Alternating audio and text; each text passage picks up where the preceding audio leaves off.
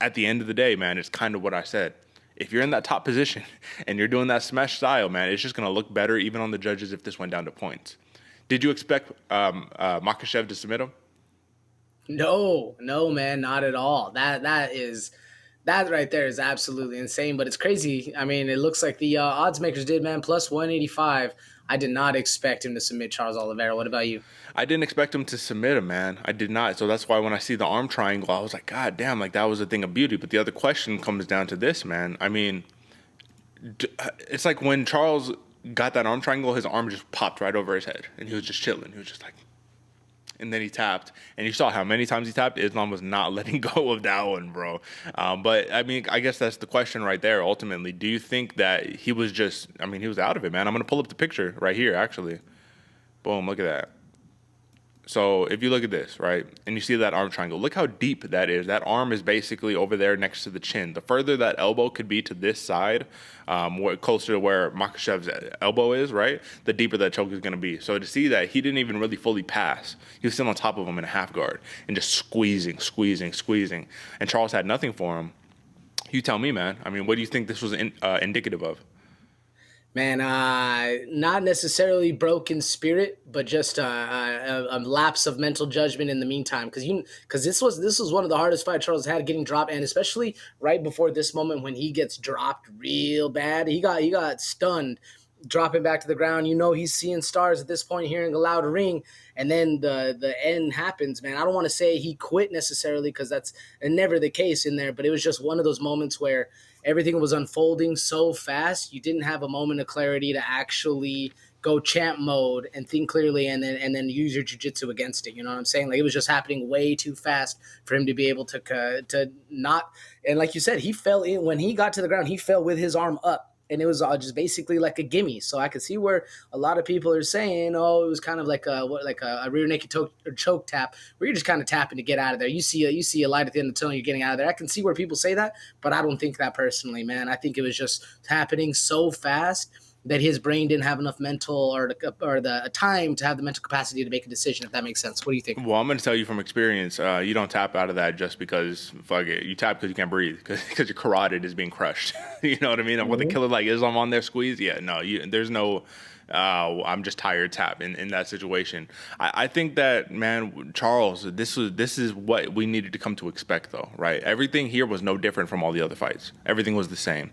It just didn't have the success that he was looking for. So this begs the question right here. This is, I mean, welcome to the Islam Makhachev era, right? This is the era he finally has the crown. And now at this point, somebody needs to prove themselves to be a worthy challenger. So you have Benny Dariush sitting in the cut, right? You have Charles Oliveira saying, hey, you give me Benny Dariush, I'll beat him. And then I want another rematch, because you don't get an automatic rematch when you get finished of this caliber, right? Do you think that this is finally going to be the new run? This is going to be the new Habib run, where we have like consistency? Because everyone said when the belt went vacant, this thing's going to be bouncing around. What do you think?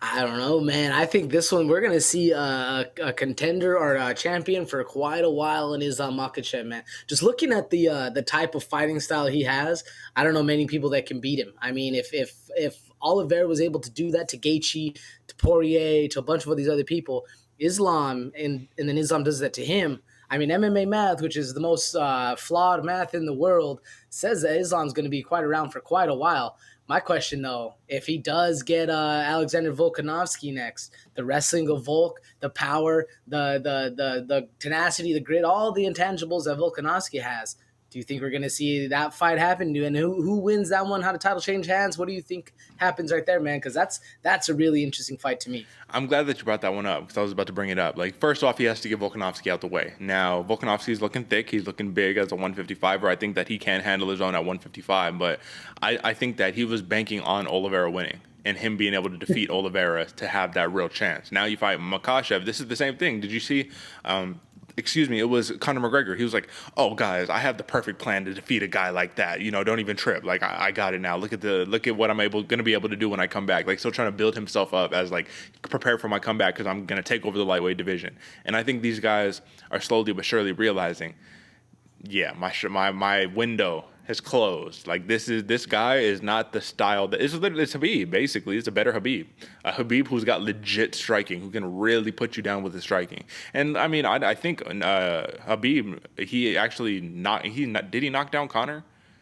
Yeah, he knocked down Conor like in the second or the first or second. But that came as a surprise. I don't think this is going to be coming as a surprise from Makhachev when he does it to people, right? So, man, listen, I mean, it's hard. Here's the last thing that I want to end on. I want to move on to the next. What's the lesson that we learned from all the people who would constantly say, Oliveira, the champion, has a name, Do Bronx, da-da-da-da-da, he's going to, it's landslide. Everything was landslide. He's going to smash this guy.